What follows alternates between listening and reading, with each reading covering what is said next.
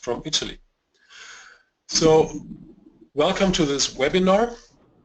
The starting point of this webinar was actually a meeting that I had about 6 weeks ago with Jeff Healy, who is a cardiologist from Canada and the chief investigator of the Artesia trial. And we both chatted about what we're doing, and we talked about the issue of anticoagulation in patients with device-detected atrial high rate episodes. And we both found that there are quite a few people who give oral anticoagulants, often NOACs, to patients with atrial high rate episodes. And we actually recognized, both of us independently, and that is the driving force behind those trials, that there is equipoise for this. So we felt that it's worthwhile to share our thoughts with you, the investigators of the trial. So just to start off, simple observation, about a fifth of all strokes, if you look to the stroke literature, are classified as cardioembolic. About 60% have other reasons, and about 20 to 25% are traditionally classified as cryptogenic. And we have learned recently that a lot of the patients with cryptogenic strokes actually have atrial fibrillation when we search for paroxysmal atrial fibrillation carefully. We also know that the relative risk for ischemic stroke appears increased for all types of AF, and that therefore oral anticoagulation therapy is warranted for all patients with AF and at least 2 of the stroke risk factors for AF. An earlier initiation of oral anticoagulant therapy has the potential to prevent strokes in patients with undiagnosed silent AF. Now, there also appears to be a stepwise increase in the absolute risk of stroke with greater AF burden. And this is all established and known for patients with fibrillation diagnosed by an ECG. Iris, it may be useful if you turned off your microphone. That's not me. Actually, not me. Someone else who has a bit of background noise. Sorry for that, Iris, then it's someone else. Apologies. We also know that while oral anticoagulants are very effective at preventing ischemic strokes in AF, they cause approximately 2, maybe 2.5% risk of major bleeding per year, with about 0.2 to 0.5% per year of patients who are dying because of a bleed in anticoagulated AF patients. So it's a very effective therapy, but it's also with risks, and therefore we do not give oral anticoagulants to everyone. Now, one of the observations that triggered the thinking about atrial high rate episodes was the finding in the AHRE study, actually where Jeff Healy was part of the investigator and the first author, that patients with atrial high rate episodes detected on a pacemaker, they call it subclinical atrial tachyarrhythmias, as you can see in this graph, have a higher stroke risk, that's the blue line in this survival curve, than patients without atrial high rate episodes. So this is the first sign that if you have atrial high rate episodes, your stroke risk is actually higher. You can already see from the graph that this observation is based on few patients. You can always recognize that because the Kaplan-Meier curves go up in very big steps. So this is one patient, or one stroke, this is one stroke in one patient, this is one stroke in one patient. And you can already see that the increase is about 2 to 3-fold, not 5-fold as we would expect in overt AF. There are 2 studies that have looked in detail on the timely association between atrial high rate episodes and a stroke. And these are the IMPACT study, I will come back to IMPACT later, and the AHRE study. Both were studies in patients where a pacemaker was continuously analyzed for atrial high rate episodes and strokes were determined by an independent committee. And you can see here that in some patients, for example, in the first one in the impact study, the upper one here, you see that the patient has AF, these are the black parts of the bars, and then develops a stroke. That's what we would expect, where AF leads to stasis and then leads to a blood clot formation in the atrium and to a cardioembolic stroke. But there are other patients, for example, further down here, and I've marked the ones in red, where there is not a single atrial high rate episode prior to the stroke. And there are others where there is a very long time lag between the atrial high rate episode and the stroke. And 12 of the 29 patients with the stroke and impact did not have an atrial high rate episode before the stroke. And 13 of the 26 patients with the stroke in ASSERT did not have an atrial high rate episode before the stroke.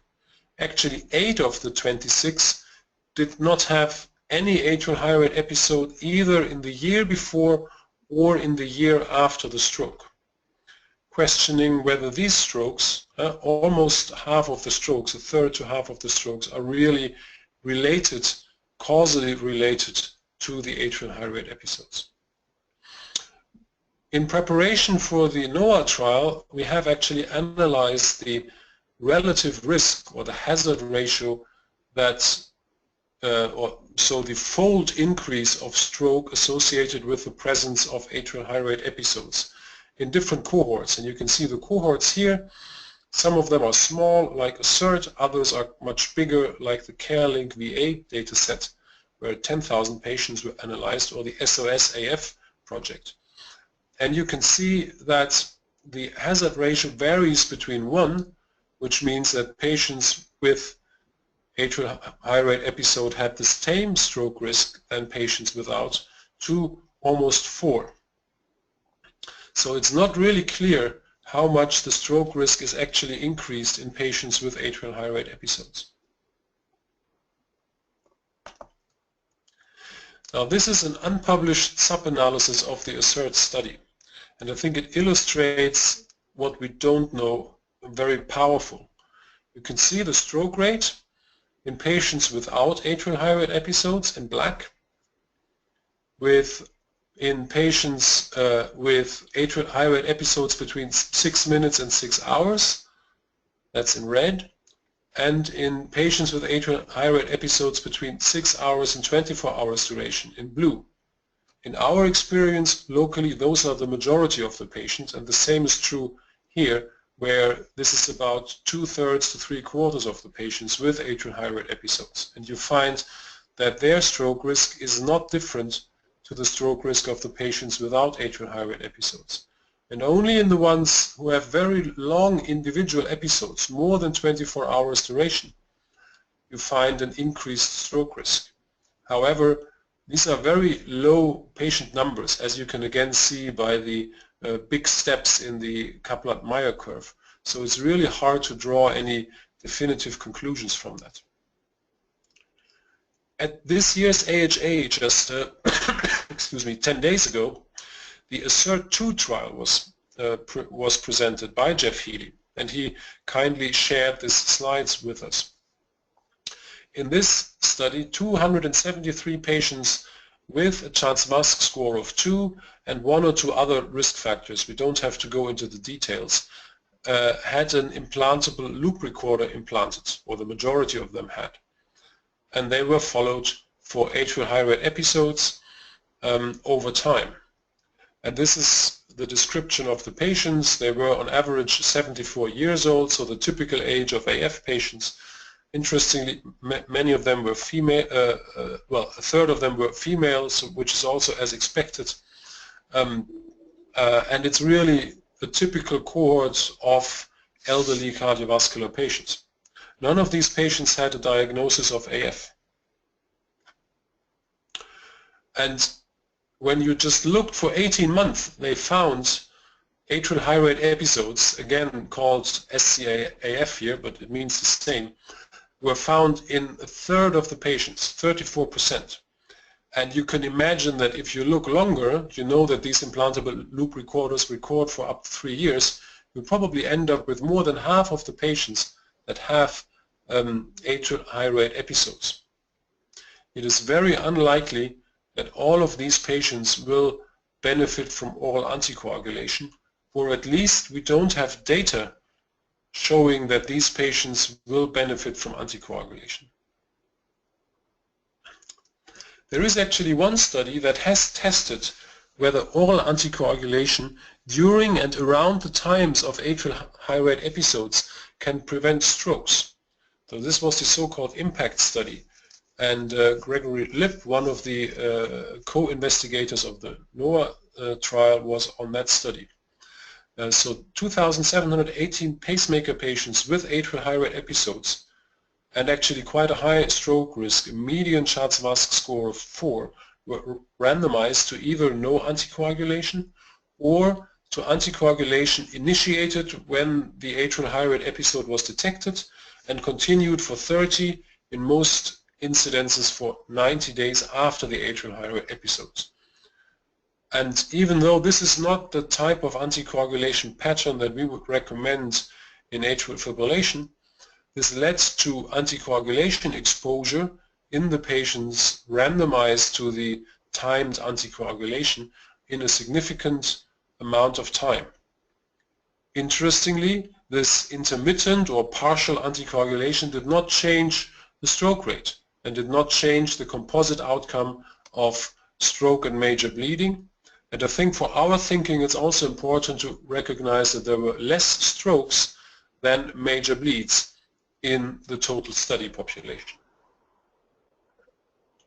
So that in summary, patients with atrial high rate episodes without diagnosed AF have an increased risk of future stroke compared to patients without atrial high rate episodes. However, the absolute risk of stroke for atrial high rate episodes is lower than for clinical ECG diagnosed AF. Short atrial high rate episodes, and this is usually those shorter than 5 minutes, are often artifacts. The timing of atrial high rate episodes is not related to stroke in patients with atrial high rate episodes. One study did not find an effect of intermittent anticoagulation at the time of atrial high rate episodes and a few weeks afterwards, compared to no anticoagulation. And the risk of major and fatal bleeding with oral anticoagulation increases, especially with age, and thus in pacemaker patients who are often elderly must be weighed against the potential benefits. Or to put it simple, there is equipoise, which means we don't know whether we should prescribe oral anticoagulation in patients with atrial high rate episodes. And this is a quote from a recent review paper authored by John Cam, whom you probably all know, who basically repeats the same thing.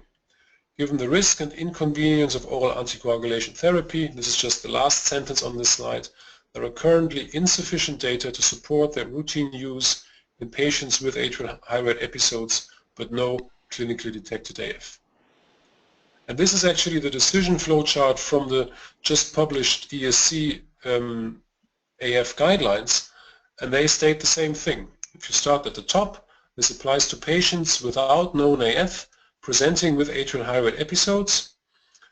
You should then, in the next step, determine whether they actually had an indication for oral anticoagulation using the Charles-Mask score, and those with a high stroke risk, which is the majority of them, should be analyzed for presence of AF by ECG documentation.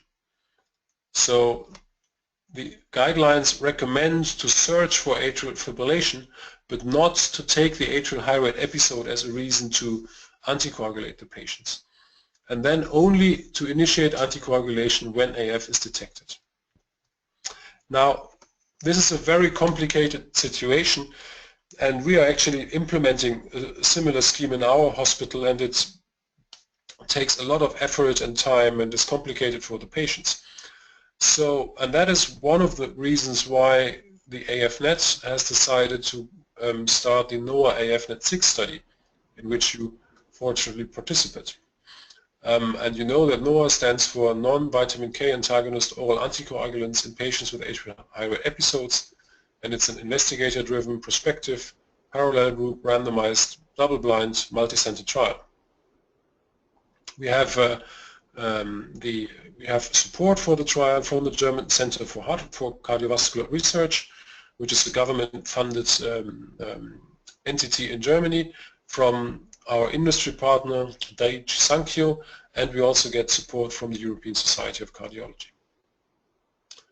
The hypothesis of the trial is that oral anticoagulation with a new oral anticoagulant prevents stroke and death in patients without documented atrial fibrillation but with atrial high rate episodes compared to usual care. And the primary outcome is therefore time to stroke, systemic embolism, or cardiovascular death. And this is the flowchart of the study. You've probably all seen it. Patients with a CHA2DS2-VASc score of 2 or more and documented atrial high rate episodes but without AF are randomized to either oral anticoagulation therapy or to no oral anticoagulation therapy, and it is done as a double-blind trial whereby neither you nor the patient knows whether they are treated with anticoagulation, in our case edoxaban, or no oral anticoagulation, which will either contain aspirin or no treatment. We hope that this trial will give the much needed answer whether we should anticoagulate patients with atrial high rate episodes, but I would like to close by saying that we don't have any evidence to support oral anticoagulation as a routine practice in patients with atrial high rate episodes. In fact, we have decided to run the NOAA trial as a phase 3B trial, meaning that we believe that the use of the anticoagulant edoxaban in this setting is outside of the current registration and the current approval of edoxaban.